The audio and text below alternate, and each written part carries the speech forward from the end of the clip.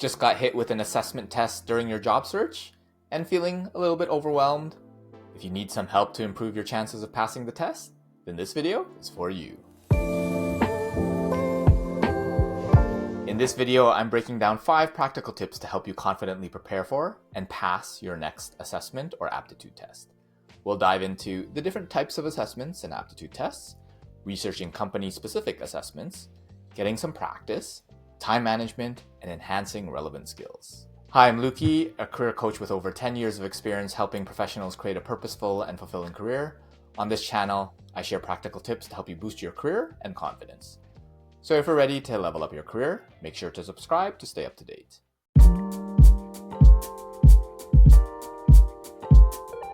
Now, preparing for an assessment or aptitude test can be daunting, especially with the variety of tests used by different companies. Start by understanding the different types of assessment tests. Employers will utilize various assessment tests to evaluate candidates, and familiarizing yourself with these can give you a strategic advantage.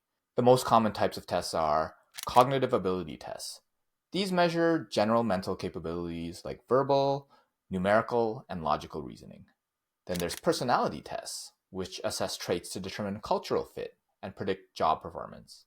Skills assessment tests that evaluate specific job-related skills, such as technical proficiencies like LeetCode code or HackerRank assessments. Then there are emotional intelligence tests, which are intended to gauge your ability to perceive, control, and express emotions. And finally, integrity tests, which measure honesty and reliability. Now that you understand the different types of assessments, let's take it a step further.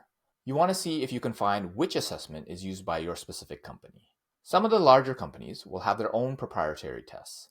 For example, Procter & Gamble, P&G, they utilize the P&G online assessment, and they focus on logical reasoning and numerical skills. Deloitte employs the Deloitte online assessment, which includes situational judgment and verbal reasoning tests. Microsoft uses coding assessments and technical interviews for software roles. And there are various assessment providers such as HireSelect, Harvard, eSkill, SHL, Plyometrics, and Metal, and many others. Be sure to do your research to see if you can find which assessment the company that you're screening for uses. And if you're finding this video helpful, then you should join the Focus Inspired Academy, which is your gym for career confidence.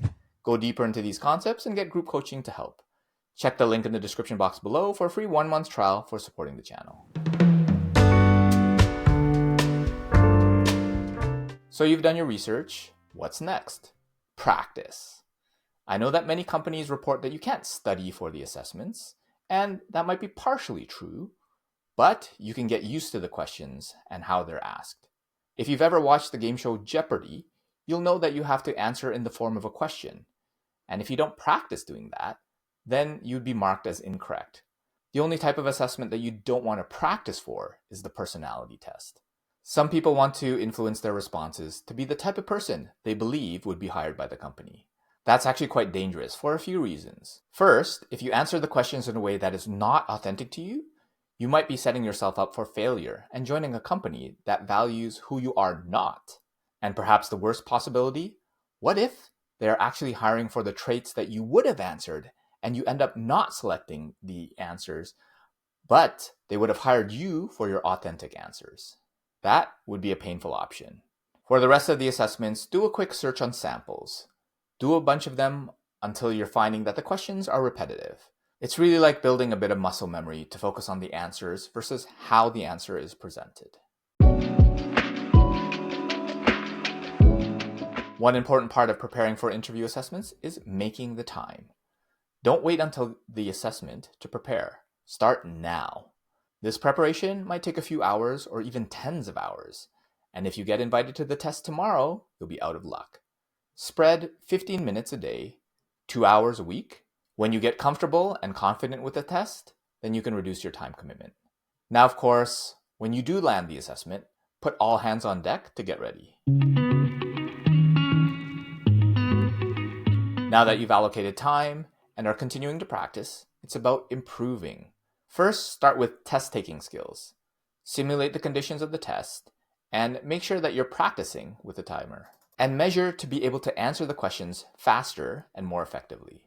The assessment themselves will test various skills. If you want to improve your numerical skills, ask AI to make some practice questions for basic arithmetic and data interpretation. For verbal reasoning, read articles and summarize main points to improve comprehension. For logical reasoning, solve puzzles and play strategy games. There are lots of online resources, so there should be no excuse for you not to practice. And as a bonus tip, consider taking care of yourself. Seriously, if you're stressed and anxious about the assessment, then it won't help you to perform any better. Be sure you're getting enough sleep, adding a bunch of movement and exercise in your day, and making good food choices. Very simple additions can be difficult in the stress of interviewing.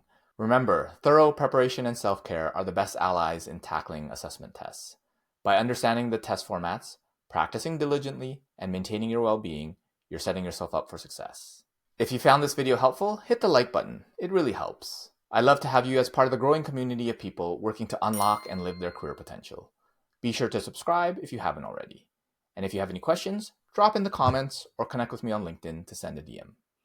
Before you click off, if you're struggling with your job search, click here. And if you want help with your stress and anxiety, click here. Until next time, be focused and stay inspired.